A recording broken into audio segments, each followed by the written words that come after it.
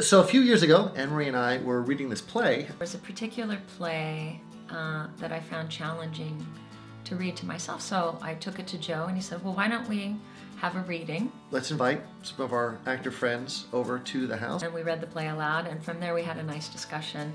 We did it the following month, and the month after that, and the month after that, and the audience actually started to grow. We had now more people coming to hear these readings than we had actually people to read. You know, I would get an email every now and again, hey, I hear you're doing readings, when's the next one? And Anne-Marie would get a phone call, hey, I hear you're doing readings, can I be involved?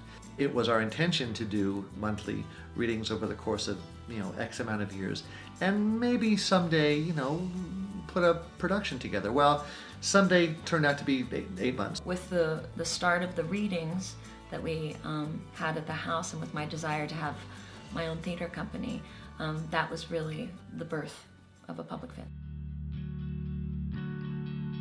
Our first production in November of last year was Don King's Foxfinder. It just blew me away. The quality was so good. I was very, very pleased with Foxfinder on a lot of levels. I knew that we would do, as a public fit, as a group, we strive to do professional production, top quality stuff, but it exceeded my expectations, and I mean that sincerely. I found it very compelling. I felt like the way Don King revealed the plot points was pretty subtle, and there's a lot of mystery in the play. I felt sorry for the protagonist, that he was locked up in this way of thinking because of the way he was raised, and so I just felt an urge to want to bring this story to life. One of the hallmarks of Public Fit, and what we've sort of been telling people through our staged readings and our productions as well, is that we're really hoping to highlight and focus upon what we've been calling overlooked plays. Foxfinder was just the poster child for that sort of play. It was not a lot of squirming, it was a lot of sitting forward, it was a lot of looking, and I was really, really happy with the audience reaction. They sat through and through, Everybody was willing to hold their bathroom break, so they wanted to see what happened at the end.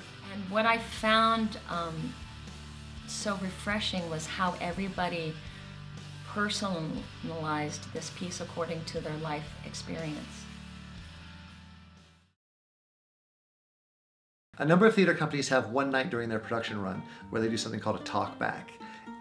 They invite the audience to stay after the show. They bring out the actors, the production team, the designers, stage managers, and they discuss the production, the approach to the show. What we found with Foxfinder, that the buzz after each show was vastly different from performance to performance, from audience to audience, and the way the show impacted people was tremendous. We call this Talkback the buzz, and the buzz has become not just a signature of a Public Fit and what we stand for, but something that audiences not only expect from us, but really look forward to. A large majority of the audience stays and wants to either participate and talk about what happened with the play and some of the themes, or they're interested and they just want to listen. Joe makes such a great energy afterwards and gets people excited. I think actually more people stay than might otherwise if it was just kind of plain vanilla Talkback. Well, not every theater company does this kind of stuff, and when they do an after-show discussion, it's not like we do the buzz. And it was a really exciting experience to sit and talk with the audiences about what the play meant to them, and it really reminded us about what theater truly is.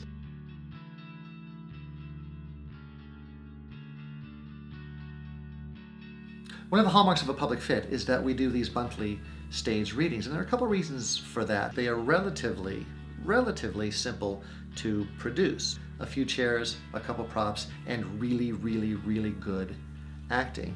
I think they're great because one of the ways to inform people about theater and to grow, I think, a theater company is to make sure that a whole lot of people are introduced to the theater. We get to see if they are compelled by the play, and then from with my producer cap on, I think, oh, okay, well, this is a really great play for the future. Anne-Marie has a really good eye for picking the exact right play for the exact right time for the exact correct cast. It keeps our theater company in the public eye. It allows someone to come to a production without having to spend the time that a normal long production would take. Which I think is important as we try to shorten the intervals between our full-fledged productions. It's almost like watching a painter and getting to come before he's done with it and watch the progress.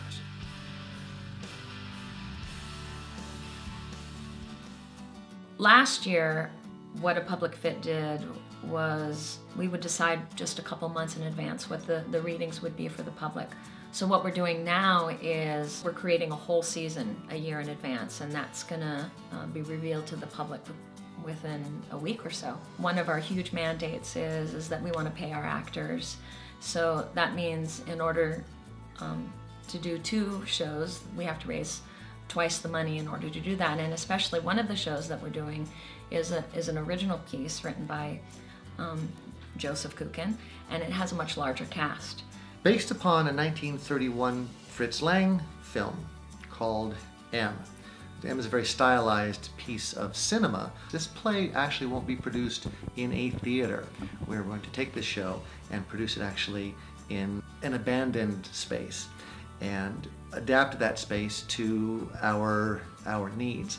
The audience will not only feel involved in the storytelling, they're going to actually feel involved in the environment itself. The play that a public fit will be doing in the spring will be Becky Shaw by Gian Frito. And one of the reasons why I love this play is that it is ferociously funny. It's about despicable people. It's about 30-somethings. There's emotional manipulation there, there's bad sex, and it's all couched in this very humorous setting.